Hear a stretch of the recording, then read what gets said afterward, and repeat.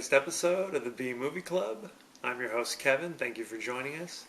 This week, we're going to do the 1987 horror classic, Hellraiser, written and directed by Clive Barker, starring a lot of people you've never seen before. And if you've seen it since, it's because you watched a sequel to Hellraiser. So there you have it. For those of you guys just joining us for the first time, B Movie Club, it's like a book club. Those of you guys who watched before probably heard this 1,000 times. Basically, send me your ideas about what types of movies you'd like me to talk about during the show, and I'll do my best to accommodate you. Typically, comedies, action, sci-fi, adventure, horror. Things that are meant to be kind of light and fun versus things that are too heavy, depressing, boring. So keep that in mind. You can reach me on my Facebook page. You can post comments, questions, or suggestions on my YouTube page, or you can reach me through Twitter at KD9575. Keep those comments and questions coming. This week, Hellraiser. The story is this.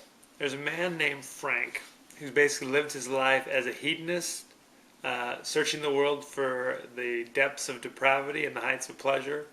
And one day he finds this strange box, kind of a crazy Rubik's Cube, if you will, that's supposed to unlock the secrets of forbidden pleasure. He messes with it, and wouldn't you know it, things don't turn out the way he hoped. It opens the door to another dimension where there are these four people led by the mysterious Pinhead, a guy with basically nails sticking out of his head, who essentially, rip him apart, explode him, something happens to him. Flash forward to some time later, Frank's brother and his family go back to this house where Frank, I guess, had been living, and they decide to buy it, they don't buy it, but they decide to move into it, and they move in. It's the husband, who's Frank's brother, it's his wife, and his daughter. His wife is actually the stepmother to his daughter. They don't really go into it. It suffice to say that I guess his first wife had died at some point. It's not really important to the story. Except to say that the stepmother is not the nicest person in the world. There's friction between the stepmother and the daughter. What can I tell you?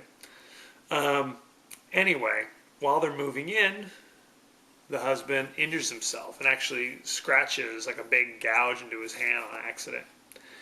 And we've just found out at this point that the wife, the stepmother, had some kind of torrid affair with the brother before she got married. So she finds some of Frank's belongings, and she's kind of looking at his old pictures and mooning. And so she's up in the attic and kind of looking around when the husband walks in, and blood splatters everywhere from his wound. And she rushes him off to the emergency room to get stitches. His blood dropping into the attic, which is where Frank mysteriously was killed, somehow, it's not really explained in the movie, brings him back from the dead. So now Frank is kind of this malformed skeleton zombie creature living up in the attic. He's discovered by the wife, who I guess is still harboring secret feelings for him, even though he's a crazy, malformed skeleton. And he tells her that the blood brought him back. So he makes her go and basically seduce dudes at the local bar and bring them back home so that he can essentially suck their blood. Because that will, I guess, bring him back to life, something like that, make him normal again. It's hard to understand. So this goes on for a while. The daughter stumbles upon the fact that her stepmother's bringing home dudes, so she's suspicious, so she barges in and discovers crazy malformed Uncle Frank, although he's less malformed now because each time he kills a person it kind of brings him back little by little. So now he just looks like a guy with no skin. Good times. Anyway, she grabs the crazy box that she finds up in the attic and runs off with it. And while she's in the hospital recovering from, I guess, shock or something, she passed out, she had the vapors, I don't know what happened. She wakes up in the hospital, she finds the Rubik's Cube, we'll call it, and she futz around with it, and it opens a doorway to another dimension. And those four creatures, including Pinhead, show up and are about to take her off and do their dastardly deeds with her when she says, "Hey, I know my Uncle Frank escaped from your clutches. If you let me go, I will lead you back to him." Okay, so they agree, I guess, kind of. So she runs off, runs home to discover that her father's there with the stepmother, but the father's acting a little strangely. In fact, he looks a little slimy. I don't know what the story is. Little suspicious. So she discovers that Frank has murdered his own brother and is basically wearing his skin. Good times, I know. So she's kind of hiding from him and running from her, and in all the tussle, the stepmother gets stabbed by Frank on accident, but he's not very sentimental. He drinks her blood as well. And then she finds the Rubik's Cube again. She messes with it. Pinhead and the buddies show up, and they take care of Frank in a very, let's just say, not altogether wholesome or nice way. It includes chains and fishhooks, so I'll leave it to your imagination. So Frank's no longer around, but now, wouldn't you know it, the demons from another dimension decide that they're going to renege on their agreement, so they're coming after her, and she's able to fend them off by kind of hitting them with with Rubik's Cube, and also kind of putting it back to normal, so they depart. Good times. The house blows up. Her and her boyfriend, who showed up at the last minute, are fine. It's a happy day. She tries to burn the Rubik's Cube, but a crazy winged skeleton creature, don't ask me, I didn't write it, swoops in, grabs the cube, and runs off. Okay, good times. Sequel. Clive Barker, as some of you might know, is a famous novelist. He's written a bunch of kind of creepy books that deal with, you know, your typical horror stuff, but there's always kind of a hint of kind of perverse sexuality kind of mixed in there as well. You know, Hellraiser is kind of a typical Clive Barker type of thing, where it's like, oh my gosh, there's demons from another dimension, but they're really into S&M and things like that, so watch out. Stephen King, at that time, I guess was reading Clive Barker's stuff and came forward and said, you know, I've seen the future of horror, and his name is Clive Barker. Clive Barker had written the script for a few other movies prior to this. Something came out a few years earlier named Transmutations, about an evil scientist who creates mutants that live under the ground. Good times. Another one was called Rawhead Rex, about a pagan demon creature that chased people around a church cemetery. I don't know. But this was the first one that he directed himself. And literally, it's like the first mainstream things that he did, directing it all. I think like in the 70s, he did some kind of college-type films. So he was kind of figuring it out as he went. I know a lot of fans of this movie kind of complain about the quality of the special effects. And since this movie was very low budget, he basically said it was him and one other guy with a camera in the attic of this house, and did it over one weekend. And his famous quote was, "With as drunk as we were, I'm surprised that anything got done." So I guess we should just be happy with what did transpire. So there you go, good times. It's a lot of slime and stuff like that. They were heavy on the slime, let's say.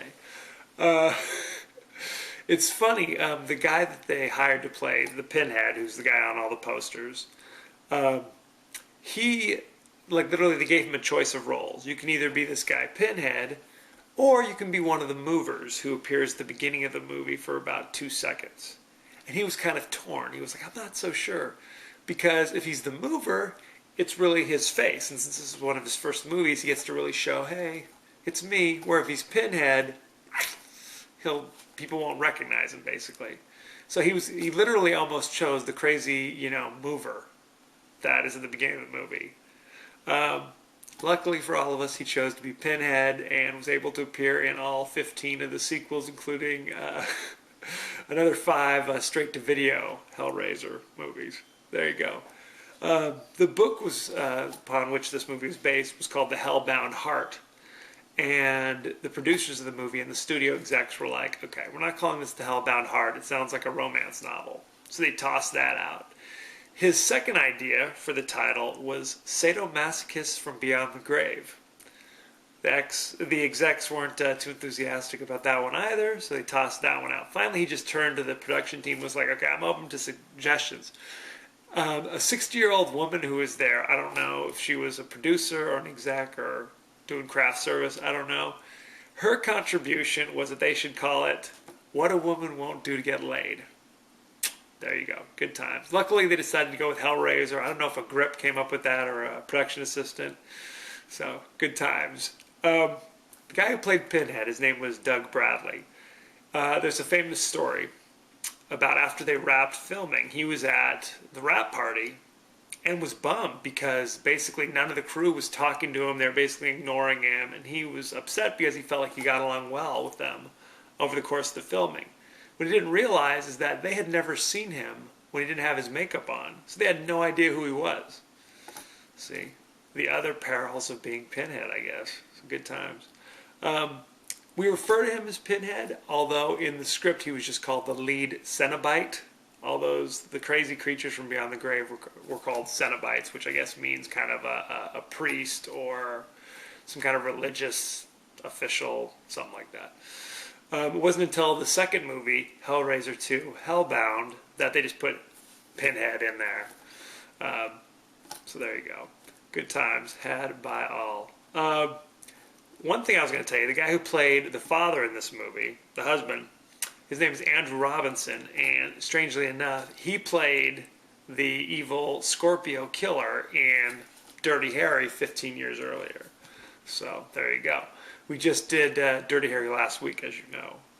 So that's Hellraiser. It got a 68% fresh on Rotten Tomatoes, which is kind of a bummer. I think some people were not too impressed with the story or the special effects or the themes.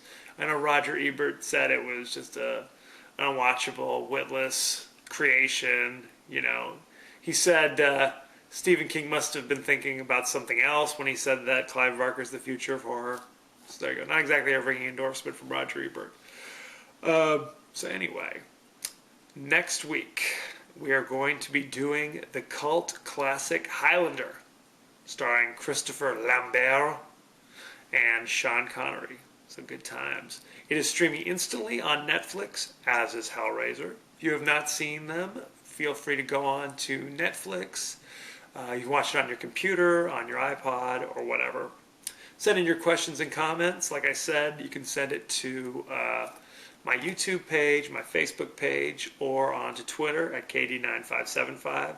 I mentioned this before, and I'll mention it again. If you'd like to be on the show, if you have a digital camera, film yourself, give me a comment or a question or your opinions about whatever movie we're doing that week. You can either send it to me or you can post it on YouTube, and if it's appropriate, I'll put it on the show. Good times. I would love to do a little point-counterpoint with you. As you know, I end every episode with a totally out-of-context quote. And here it is. No tears. It's a waste of perfectly good suffering. So there you go. I tried to say it in the Pinhead voice, so forgive me. Thank you for joining us. Have a good one, and be well.